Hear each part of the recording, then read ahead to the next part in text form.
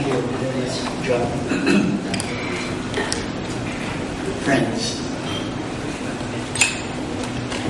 colleagues, well, I thank Cynthia for capturing the essence of my work. I'm beginning to feel that perhaps this is more incisive than I am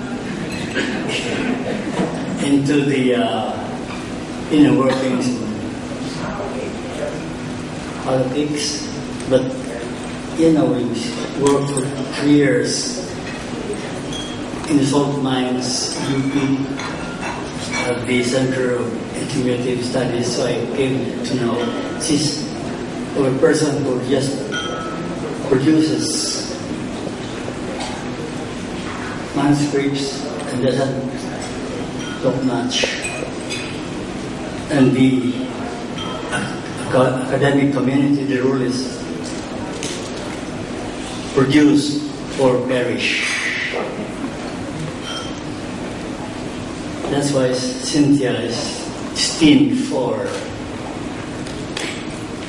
some kind of academic eternity because of her own accomplishments. Well, thank you very much. All right. Yeah, I'm really very happy to see all of you here today. You have joined me in celebrating not a momentous event, but the inner pain invested in writing his book. It has taken years to complete his book. In isolation, in a visiting fellowship at the Australian National University in Canberra. So the toil was such that I thought that I might not survive anymore because it has taken too much out of me. And so when the end came of the effort, then I am very happy that it's all over. You know,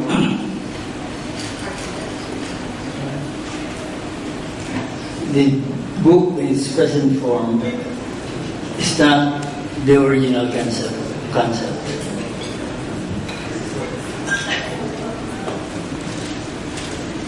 If it was carried out in the first manuscript, you should be hearing tonight the story of the impact of the Great Depression to the Philippines. And 8 years after, we are facing another Great Depression. It would have been very timely. But then,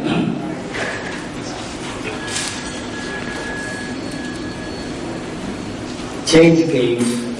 The printer said, you know, the manuscript you submitted is massive.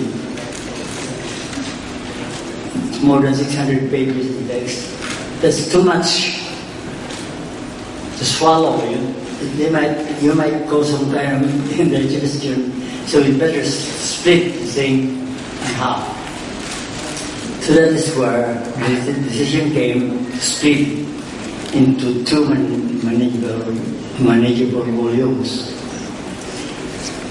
And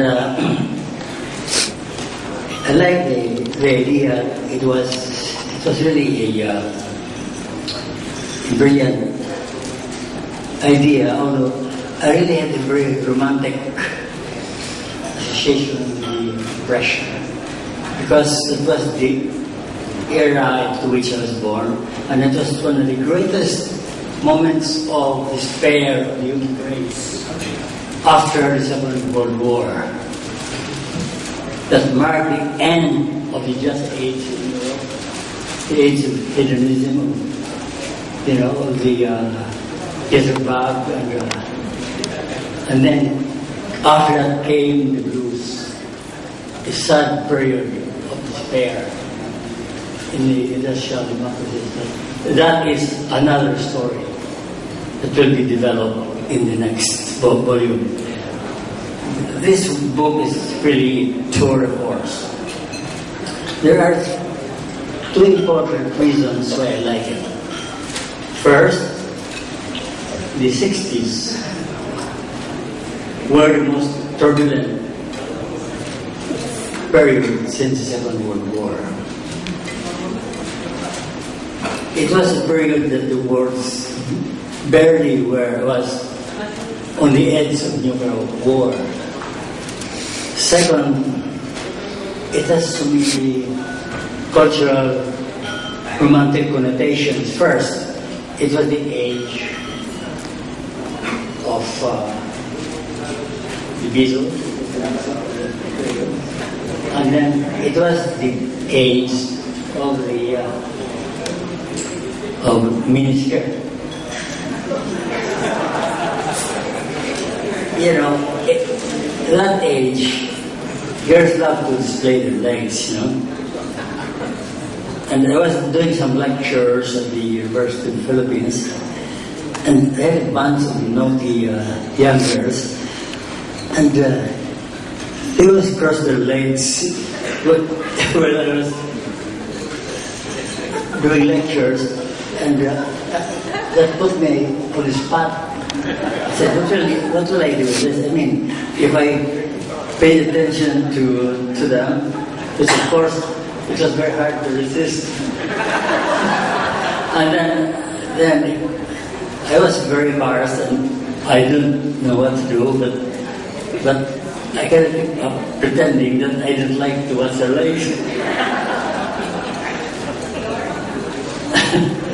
So that's what happened, and then the Manchester textile people were complaining because when the skirt was going up, they were not selling enough textiles. So there was sort of a social history behind that. And then the songs, period of lost love, or forgotten love, or something like that, you know. And then there are the 1960s was the period where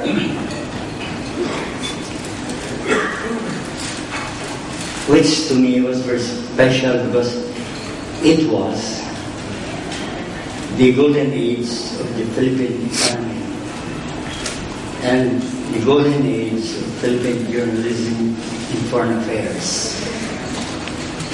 The Philippine economy was already picking at 7% rate, the highest in Asia for the country.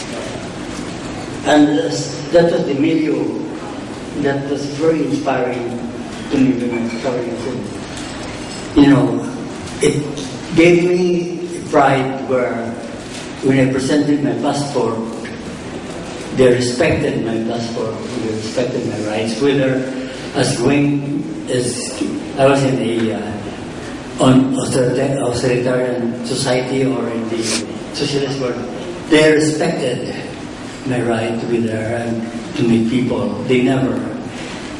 So I didn't have to be ashamed. There was never a reason for me to be embarrassed about being a Filipino journalist.